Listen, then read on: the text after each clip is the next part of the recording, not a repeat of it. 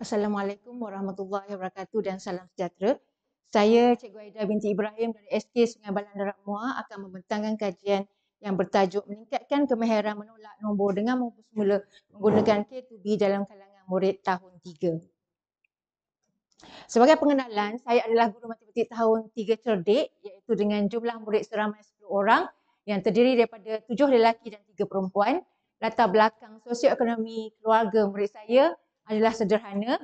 Saya sentiasa memerhati tingkah laku dan prestasi murid semasa di dalam bilik darjah. Semasa saya mengajar topik 2.0, operasi asas standard kandungan 2.2 iaitu tolak dalam lingkungan 10,000 memberi satu cabaran yang besar kepada saya. Masalah utama yang saya kenal pasti melalui analisis dokumen ujian topikal. Okay, marilah sama-sama kita lihat analisis ujian topikal di mana murid-murid saya tidak menguasai kemahiran menolak dengan menghapus mula bagi bahagian C kertas ujian topikal. Dapatan analisis menunjukkan bahawa 4 daripada 10 orang murid tidak menguasai kemahiran menolak 2 nombor dengan menghapus mula dalam lingkungan 10,000 iaitu yang terkandung dalam standard pembelajaran 2.2.1. Okey, seterusnya. Marilah sama-sama kita melihat apakah kesalahan yang dilakukan oleh murid saya. Yang pertama, kita lihat di situ. 5,914 tolak 720, murid menolak digit besar kepada digit kecil iaitu dari bawah ke atas. Kemudian kita lihat kepada contoh yang kedua, 5,914 tolak 720 juga. Murid tidak mengurangkan nilai digit pada nilai tempat yang dipinjam. Kemudian kita tengok contoh yang ketiga di sana. Kita dapati bahawa murid tidak dapat menjawab ataupun menjalankan proses mengira dengan tepat. Jadi masalah-masalah ini berpunca daripada guru iaitu saya sendiri. Saya kurang menekankan pemahaman konsep menolak kerana saya beranggapan kemahiran ini telah dia dipelajari semasa mereka berada di tahun 1 dan tahun 2. Masalah ini juga berpunca pada murid di mana murid saya tidak faham konsep nilai tempat, tidak menyedari perlunya menghapus mula dan cuai semasa membuat pengiraan. Jadi faktor yang ketiga adalah faktor isi kandungan iaitu saya dapati bahawa kemahiran menolak dengan menghapus mula yang mencabar keupayaan murid-murid saya. Jadi faktor yang terakhir iaitu faktor persekitaran, saya dapati bahawa aktiviti manipulatif dan juga interaktif kurang diberi penekanan dalam PDPC saya. Seterusnya, berdasarkan kepada refleksi tersebut, saya memfokuskan kajian saya kepada meningkatkan kemahiran murid menolak nombor dengan menghapus mula dalam lingkungan 10,000 menggunakan K2B. Jika masalah ini tidak dapat diatasi, murid berisiko gagal untuk menguasai kemahiran menolak 2 nombor dari 1 nombor iaitu yang terkandung dalam standard kandungan 2.2.2. Contoh diberi seperti di paparan. Okey, berkaitan dengan objektif kajian pula, kita ada 3 objektif 1 dan 2 untuk murid, objektif ketiga untuk guru. Objektif pertama meningkatkan kemahiran murid tentang konsep menolak nombor dengan menghapus mula dalam lingkungan 10,000. Yang kedua, meningkatkan kemahiran murid melaksanakan operasi menolak dengan menghapus mula dalam lingkungan 10,000 dengan tepat dan cekap. Jadi yang ketiga, untuk saya sendiri, menambah baik amalan PDPC guru dalam matematik dengan teknik yang lebih berkesan dan menyeronokkan. Kita beralih kepada metodologi kajian. Dalam kajian ini, saya menggunakan model kajian tindakan daripada Chemist Emmett Taggart 1988 yang mempunyai 4 fasa, dimulai dengan memerhati, merefleks, merancang dan bertindak. Jadi dalam kajian saya ini, kebenaran sasarannya seramai 4 orang murid lelaki tahun 3 cerdik, murid dari kategori sederhana dan baik. Jadi dalam kajian ini, kaedah pengumpulan data digunakan secara campuran iaitu pemerhatian, temu bual, ujian penguasaan sebelum, ujian penguasaan selepas. Di tempoh kajian saya selama 4 minggu, saya bermula pada 2 Jun 2025 dan hingga 25 Jun 2025. Okey, seterusnya. Perancangan. Pada minggu pertama, saya melaksanakan ujian penguasaan sebelum dan temu bual. Yang minggu kedua, saya melaksanakan aktiviti manipulatif menggunakan kotak kesan yang saya singkatkan pada K2. Minggu ketiga, saya menggunakan aktiviti gamifikasi menggunakan aplikasi Bluecat yang saya singkat pada B. Dan minggu keempat, ujian penguasaan selepas dan juga temubual dilakukan. Jadi maknanya ujian penguasaan sebelum dan selepas mengandungi 10 soalan. Intervensi yang saya utarakan di sini, saya menggunakan kotak kesan iaitu K2 tu daripada kotak pensel yang mempunyai 2 pembahagi dan batang aiskrim sebagai penanda nilai dan juga ada label nilai tempat yang boleh dipadam. Kenapa saya menggunakan kotak kesan atau bahan konkret ini? Saya mengambil kenyataan daripada kajian daripada Jones dan Carter 2022 mengatakan bahawa kesan penggunaan bahan konkret dapat mencapai pemahaman konsep yang lebih tinggi.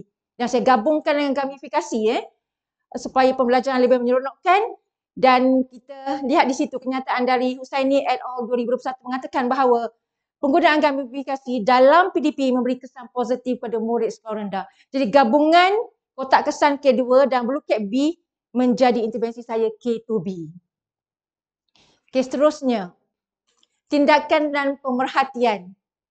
Aktiviti 1 adalah aktiviti manipulatif menggunakan kotak kesan K2 lebih kepada untuk membuktikan objektif 1.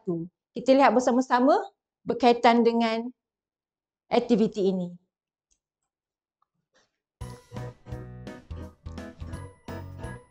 Murid menulis ayat matematik secara bentuk lazim. Ada ketikanya murid membina soalan sendiri.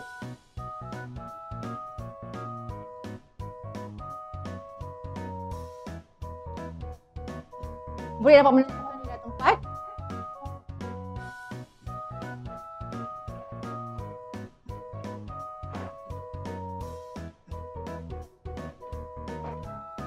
Nilai digit yang berkaitan.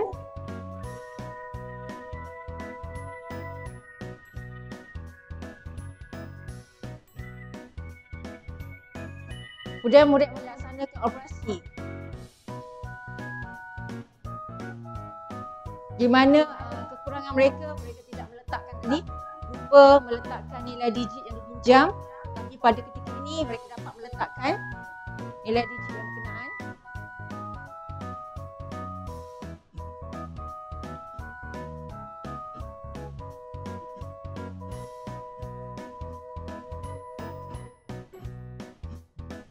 Kita akan nampak lebih jelas pada rumah ratus dan rumah ribu.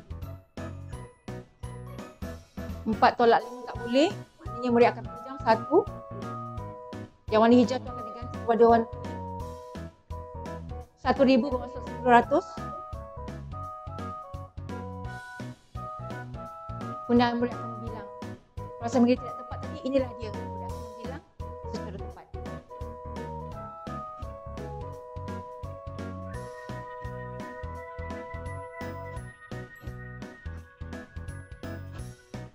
Ini adalah berkaitan dengan aktiviti 1. Selepas aktiviti dijalankan, saya memberi sesi soalan latihan sebanyak 3 soalan. Saya dapati ada peningkatan berlaku. Murid 1, murid 2, 3 dan 4 berlaku peningkatan sehingga latihan yang ketiga. Semua murid menjawab dengan betul. Jadi di sini kita lihat pemerhatiannya 100% iaitu 44 daripada orang murid memberi perhatian semasa aktiviti dijalankan. Murid berminat terhadap bahan pembelajaran yang digunakan. Murid dapat bekerjasama, berkolaborasi dengan rakan semasa menyelesaikan tugasan dan juga murid bersungguh-sungguh untuk menyelesaikan tugasan. Jadi refleksinya, bagi aktiviti ini saya berasa sangat gembira kerana kotak kesan dapat meningkatkan kemahiran murid tentang konsep menolak nombor dengan mengumpul semula menjadikan objektif 1 tercapai. Jadi indikator kejayaan saya asalnya jawab betul sekurang-kurang 4 daripada 5 soalan, tapi saya dah melebihi daripada sasaran. 5 soalan dijawab dengan betul. Okey, seterusnya kita pergi kepada aktiviti yang kedua. Aktiviti gamifikasi menggunakan aplikasi bluket B. Kita lihat bersama-sama aktiviti berkenaan. Murid akan masuk dalam Google Classroom.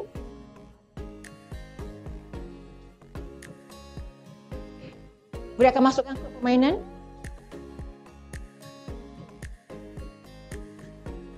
Murid akan memasukkan nama berdasarkan simbol M1, M2, M3, M4. Kerana murid saya 4 orang.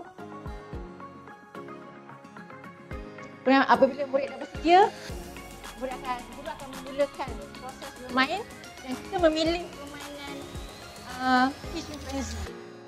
Terdapat banyak permainan di sini. Ada berkaitan dengan Gold Quest, dan sebagainya.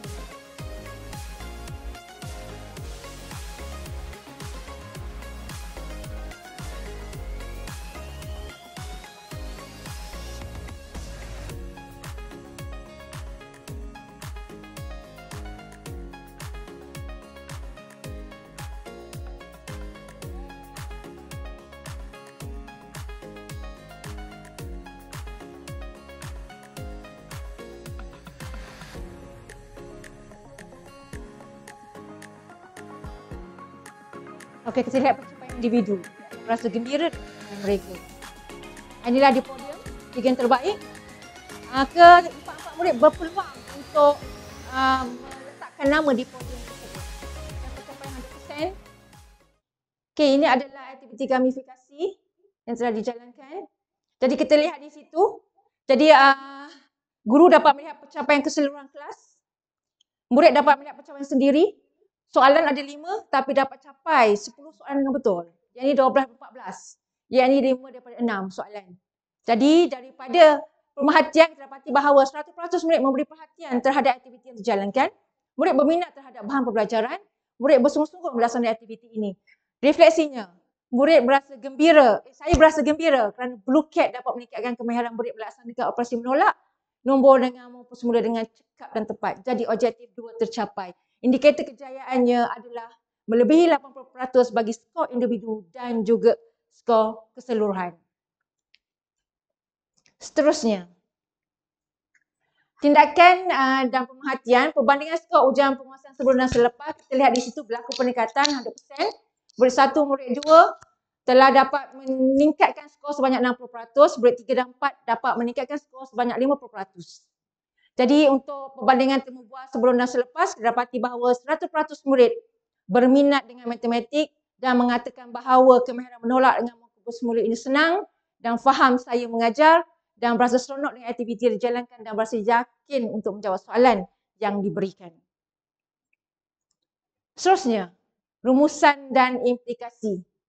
Jadi persoalan kajian saya dalam kajian ini terjawab, iaitu kotak kesan yang K2 tadi sangat membantu murid meningkatkan kemahiran tentang konsep menolak dengan mampu semula. Bagi persoalan kajian juga terjawab di mana Blue Cat dapat meningkatkan murid melaksanakan operasi tolak dengan mampu semula dengan tepat dan cekap.